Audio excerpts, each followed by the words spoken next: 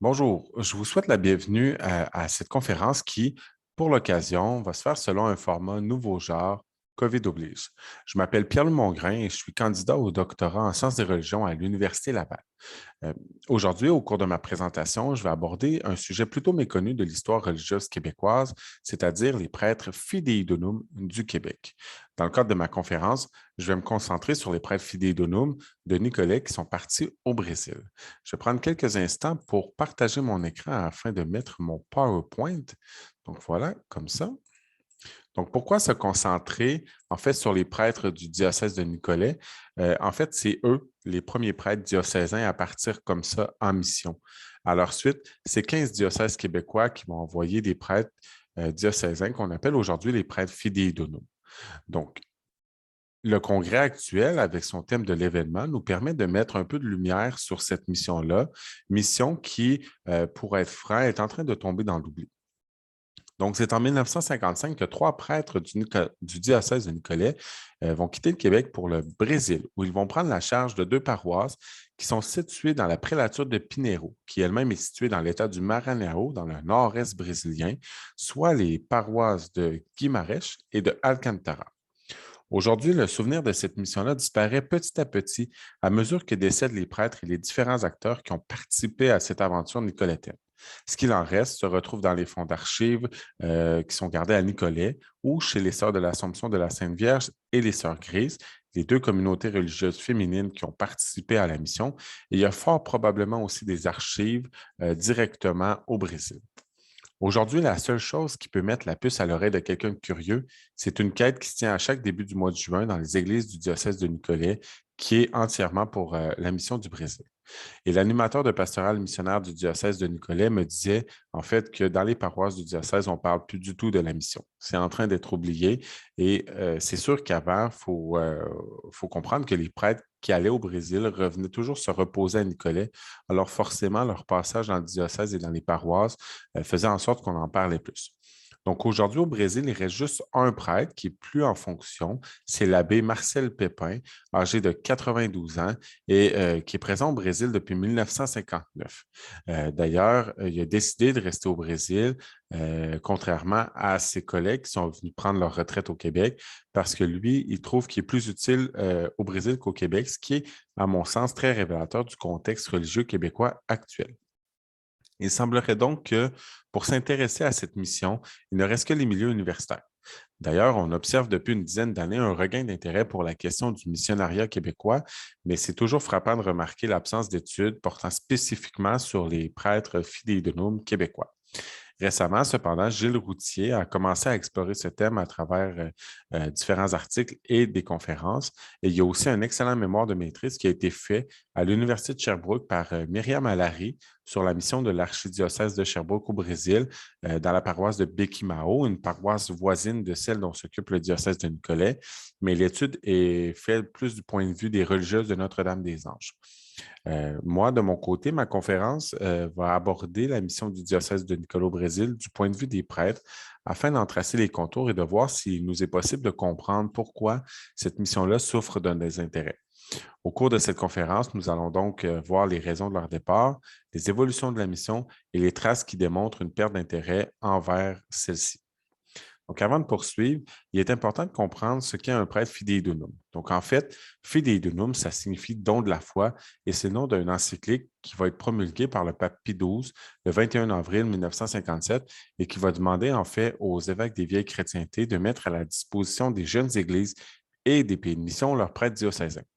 Ces prêtres-là qui vont partir vont être prêtés, c'est-à-dire qu'ils restent incardinés à leur diocèse d'origine. Ils ne vont pas partir pour devenir des prêtres d'un autre diocèse. Par contre, ils vont répondre à la fois à l'évêque du diocèse de départ et à la fois à l'évêque du diocèse d'accueil. Ces prêtres fidéidunum partent généralement pour quelques années. C'est sûr que certains vont partir moins longtemps que d'autres. Et parmi les raisons de leur retour, on parle de raisons de santé, de raisons en lien avec les difficultés d'adaptation, d'une baisse d'intérêt aussi et de l'âge. Pour les missionnaires de Nicolet, c'est 17 prêtres qui vont aller au Brésil en tout et la moyenne d'années passées sur place est de 18 ans, ce qui est quand même excellent. Donc, ces prêtres diocésains qui partent en mission, bon, on va les appeler fidei donum en raison de l'encyclique du même nom.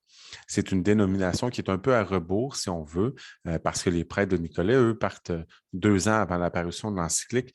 Et personnellement, j'ai l'intuition que c'est aussi un peu les précurseurs de la chose, notamment parce que le Vatican va envoyer en 1956 un questionnaire aux évêques de Nicolet et de Pinerolo pour avoir des informations sur la mission et dans le but d'obtenir la rétroaction des deux parties sur l'expérience. En fait, le Vatican veut savoir, entre autres, comment s'adaptent des prêtres diocésains dans une région considérée comme missionnaire alors qu'ils n'ont aucune formation de missionnaire.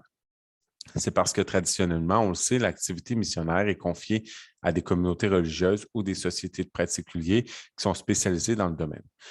Des prêtres fidéidonomes, aujourd'hui, ça existe encore, mais le Québec n'en envoie plus. C'est plutôt nous qui en recevons pour combler, en fait, le manque de prêtres. C'est ce qu'on appelle la mission inversée. Et puis, aujourd'hui, on en compte environ 300 dans les différents diocèses québécois.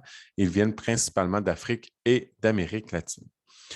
Donc, pourquoi les prêtres de Nicolet vont-ils partir au Brésil? En fait, c'est le nouveau délégué apostolique au Canada, Monseigneur Giovanni Panico, qui va en faire la demande à l'évêque de Nicolet, Monseigneur Albertus Martin, et celui-ci va s'engager à envoyer des prêtres diocésains pour aider l'Église du Brésil. Donc, on voit ici les 3 premiers prêtres qui vont partir. Donc, à gauche, l'abbé Jean-Baptiste Caillat. Ensuite, c'est Monseigneur Albertus Martin. Ensuite, il y a Georges-Émile Picard et Omer Proulx. Les trois prêtres, en fait, vont partir en juillet 1955.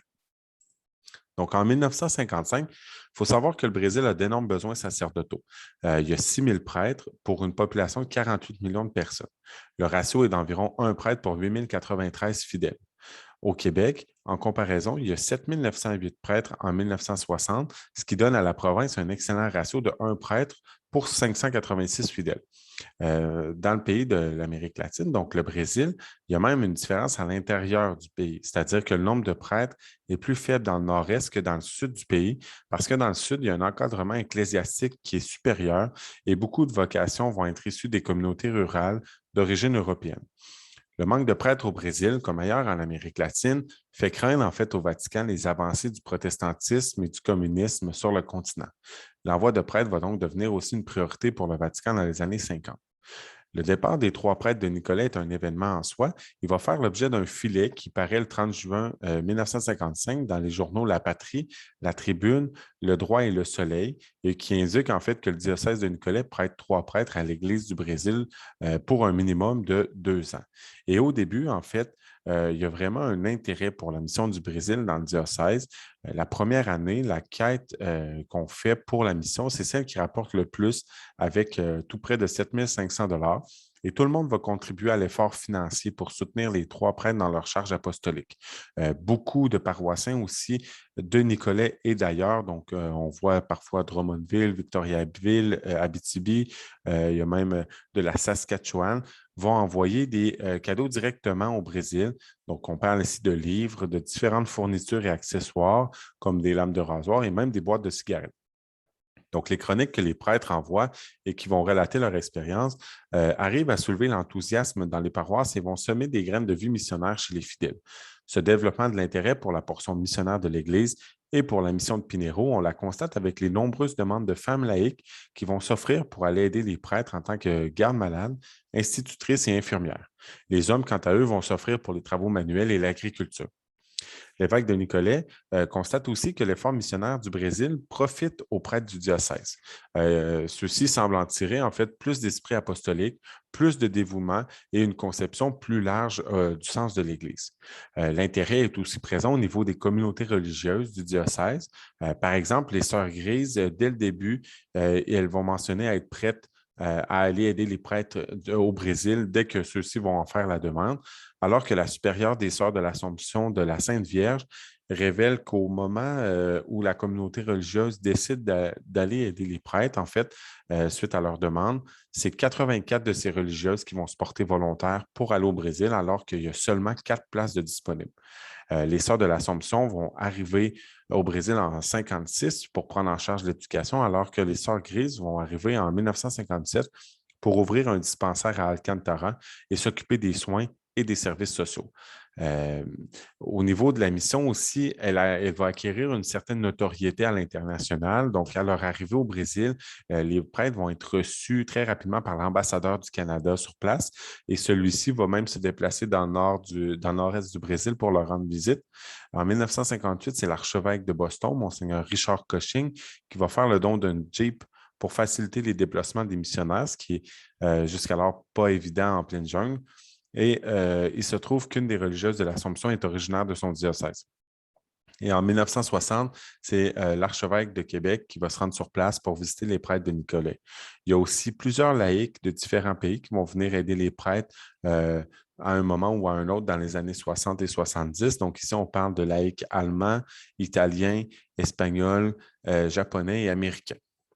L'intérêt est aussi présent aussi au niveau des autres diocèses et rapidement, il y en a certains qui vont aller fonder des missions au Brésil. Donc, on parle des diocèses de Saint-Hyacinthe et de Sherbrooke qui fondent en 1957 et 58 des missions dans la même prélature que celle de Nicolet, donc la prélature de Pinéro.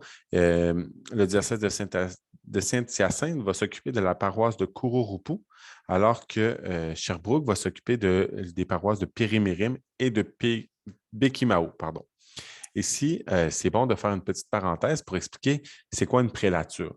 En fait, c'est un quasi-diocèse, dans le sens qu'on ne va pas y retrouver toutes les conditions nécessaires à la création d'un diocèse. Les prélatures sont généralement situées dans des régions qui sont reculées et qui disposent de peu de ressources. Au Brésil, ces prélatures vont majoritairement être créées dans les régions du Midwest, du Nord et du Nord-Est. Et ce développement institutionnel-là est très caractéristique de l'attention que porte alors l'Église du Brésil au développement des régions du Sud, qui sont généralement plus riches. Sur le terrain, pour les prélatures, ça se traduit par une religion qui est bien souvent superficielle parce que, en fait, les fidèles des zones rurales ne sont visités par un prêtre qu'une à deux fois dans l'année, et ça, c'est dans le meilleur des cas. Dans le pire des cas, on parle de une à deux fois par 3 ou 4 ans. En 1955, la prélature de Pinéro a un prêtre pour 16 000 âmes, alors que 90 de sa population de 170 000 habitants sont catholiques. À titre comparatif, à la même époque, le diocèse de Nicolet compte 198 prêtres pour une population de 137 000 personnes, ce qui nous donne un ratio de 1 prêtre par 692 habitants. Encore plus parlant, toujours en 1955, il y a 12 prêtres dans la prélature de Pinéro, alors que cette année-là, le diocèse de Nicolet va en ordonner 18 nouveaux. La prélature de Pinéro va accéder au rang de diocèse en 1979 et aujourd'hui, c'est quelque chose qui existe encore, les prélatures. Il y en a environ 40 dans le monde et sont majoritairement situées en Amérique du Sud.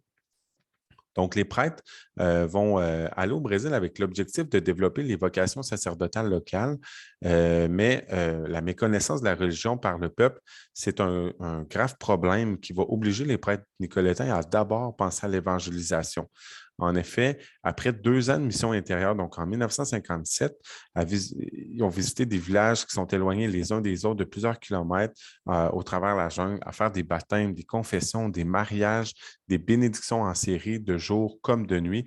Les prêtres réalisent que ça ne sert pas à grand-chose parce qu'il faut pratiquement donner un cours de catéchèse à chaque fidèle et à chaque pénitent. On va donc laisser tomber la pastorale des sacrements pour se concentrer sur la pastorale des foules jusqu'en 1961. Ensuite, on va plutôt se tourner vers la formation des chefs, que ce soit des chefs catéchistes ou des professeurs, dans le but de former des leaders qui vont influencer leur entourage.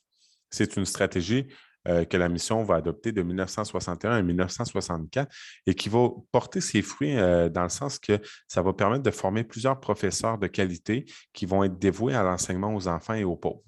Et à partir de 1964, on retourne à une évangélisation, mais non plus des foules, mais des individus. On met alors l'accent sur la promotion humaine tout en gardant une priorité sur la formation des chefs.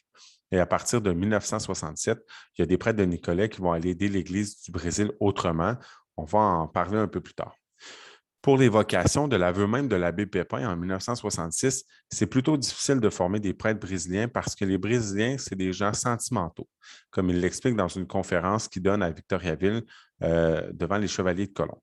Quand ils comprennent en fait que la prêtrise va les empêcher de se marier, ils sont très, très rapides à quitter le séminaire. Donc, les 2 premiers prêtres brésiliens vont sortir du séminaire en 1971, les 2 premiers prêtres là, formés par les prêtres de Nicolet. L'un d'eux, le prêtre William, va même devenir maire de Guimarães en 1989 pendant 8 ans. Et d'ailleurs, dans une entrevue qu'il va donner en marge des élections municipales de 2016, il fait une mention honorable au prêtre de Nicolet pour sa vocation et il encense le travail fait par les prêtres québécois dans les paroisses de Guimarães et à Alcantara. Par contre, l'un des premiers sons de cloche sur les difficultés que vont rencontrer la mission dans le diocèse de Nicolet, c'est une lettre en 1971 de la famille du prêtre Jacques Cloutier, qui est présent au Brésil depuis 1968.